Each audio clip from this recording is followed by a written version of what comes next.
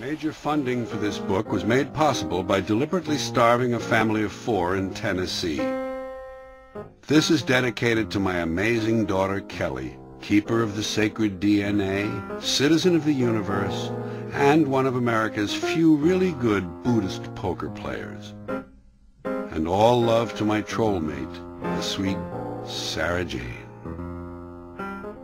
A few quotes. Of course the people don't want war. But after all, it's the leaders of the country who determine the policy, and it's always a simple matter to drag the people along, whether it's a democracy, a fascist dictatorship, or a parliament, or a communist dictatorship. Voice or no voice, the people can always be brought to the bidding of the leaders. That is easy. All you have to do is tell them they are being attacked, and denounce the pacifists for a lack of patriotism and exposing the country to greater danger. Hermann Göring, at the Nuremberg trials. Here's a quote from an Irish woman. All tears are the same. Oscar Levant, so little time, so little to do. S.J. Perelman, the main obligation is to amuse yourself. And Sally Wade said, today's another day, time to play.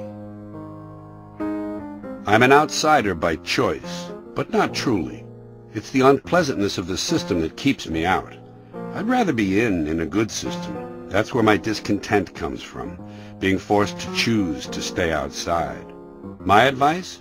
Just keep moving straight ahead. Every now and then you find yourself in a different place.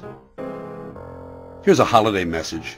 Since this book comes out in the fall, I'd like to take advantage of this early opportunity to wish all of you an enjoyable Christmas season and a happy New Year filled with good fortune. Of course, I realize this can't happen for everyone. Some of you are going to die next year, and others will be crippled and maimed in accidents, perhaps even completely paralyzed. Still others will be stricken with diseases that can't be cured, or will be horribly scarred in fires. And let's not forget the robberies and the rapes. There'll be lots of them. Therefore, many of you will not get to enjoy the happy and fortunate New Year I'm wishing for you at this moment. So just try to do the best you can.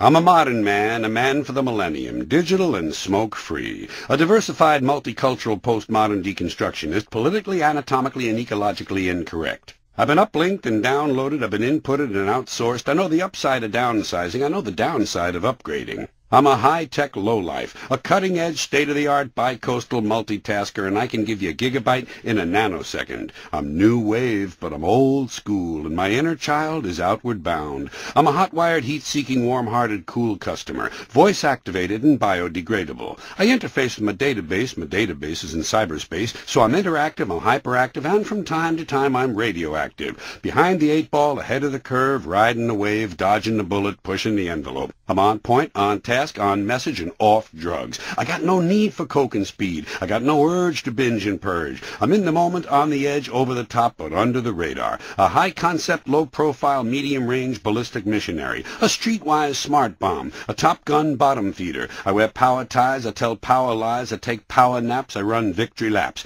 I'm a totally ongoing Bigfoot slam dunk rainmaker with a proactive outreach. A raging workaholic. A working rageaholic. Out of rehab and in denial. I got a personal trainer, a personal shopper, a personal assistant, and a personal agenda. You can't shut me up. You can't dumb me down, because I'm tireless and I'm wireless. I'm an alpha male on beta blockers. I'm a non-believer. I'm an overachiever, laid back and fashion forward. Up front, down home, low rent, high maintenance. I'm supersized, long-lasting, high-definition, fast-acting, oven-ready, and built to last. A hands-on, foot-loose, knee-jerk head case, prematurely post-traumatic, and I have a love child who sends me hate mail. But I'm feeling, I'm caring, I'm healing, I'm sharing. A supportive, bonding, nurturing primary caregiver. My output is down, but my income is up. I take a short position on the long bond, and my revenue stream has its own cash flow. I read junk mail, I eat junk food, I buy junk bonds, I watch trash sports. I'm gender-specific, capital-intensive, user-friendly, and lactose-intolerant.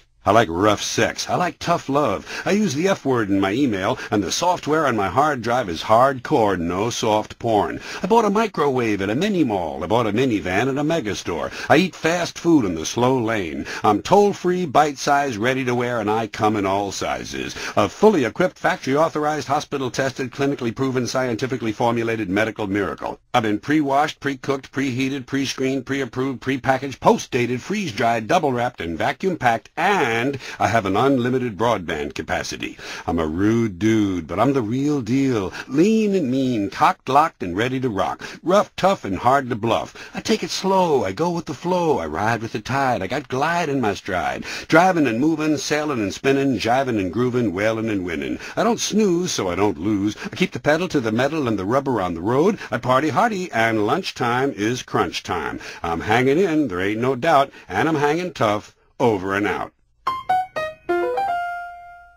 Euphemisms. It's a whole new language.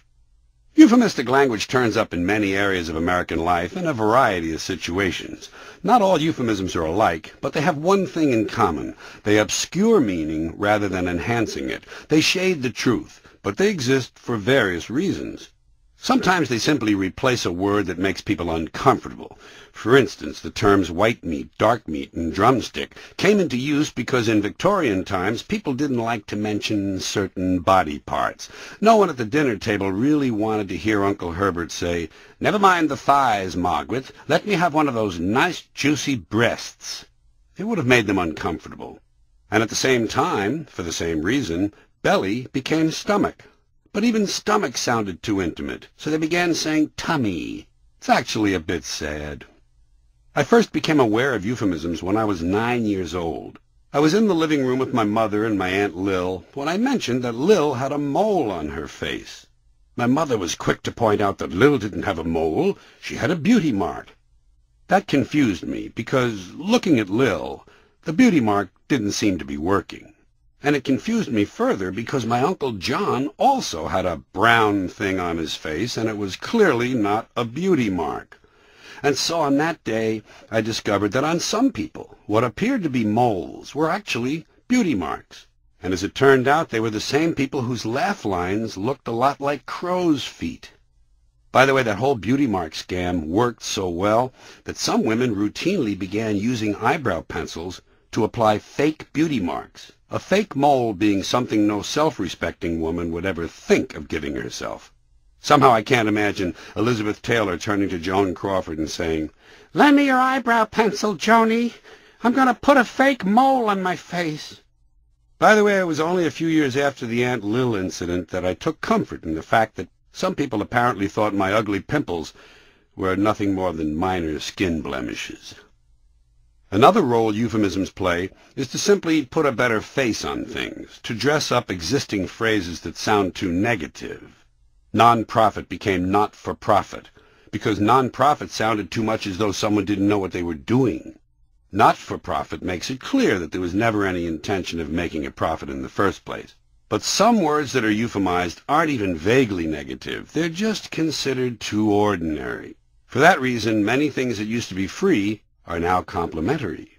Asking the hotel clerk if the newspapers are free makes you sound like a mooch. But are the newspapers complimentary? Allows you to retain some small bit of dignity. This is the reason some hotels offer their guests complimentary continental breakfasts, while others give their customers free donuts. If you're one who would enjoy a closer look at euphemisms, you'll find a number of sections in the book that will interest you. I broke the euphemisms into segments because they play such a large and varied role in American speech. And I call it the new language because it's certainly new to me. I know I didn't grow up with it. And that's my larger point, that it's gotten worse over time. There were probably a few early signs I noticed, but I knew the problem was getting serious when I began to hear ordinary people refer to ideas as concepts. And now, stiff upper lip, you know. Imagine two different commercial airliners taking long, fatal plunges directly into the ground from high altitudes. One is a British Airways plane filled with staid English diplomats and upper-class landed gentry. The other plane is Alitalia, filled with uneducated Sicilian, Greek, and Turkish peasants. As the two planes dive towards certain destruction, which one do you think will have the louder screaming and the more colorful praying, cursing, and blasphemy? You get one guess. Hint, it isn't the British plane. Are your eyes dry and itchy? It's possible you may have dry, itchy eyes. Don't take a chance. Call now for Eye Blaster, a special self-powered unit that blasts hot, refreshing steam directly into the eyes to relieve symptoms fast. Just plug in the Eye Blaster and wait 45 minutes for full heat and steam pressure to build up. Then blast the scalding hot steam directly into your eyes for 30 to 40 minutes. Submerge your head immediately in ice water for 15 minutes. Then repeat the steam treatment. Repeat these steps 7 times and then take a breather. Do not use more than 15 times in one 24-hour period. Children under 5 should not use Eye Blaster unsupervised. When using on pets, tie pet to a chair before blasting. Safe for old people. Doctor approved, but not eye doctors. Call now.